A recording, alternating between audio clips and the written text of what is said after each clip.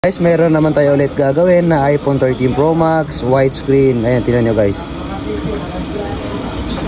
Yan, ayun, nag-widescreen, no. Siguro lobat na lobat to kaya namamatay, namamatay. So, Idol, ano po ba nangyari dito, Idol?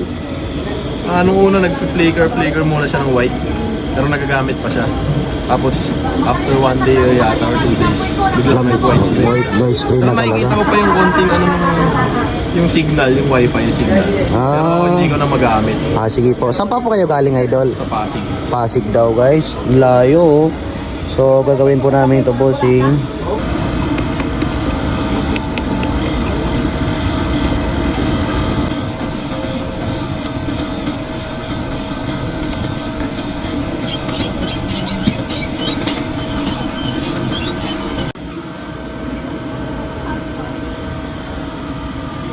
Guys, okay na siya.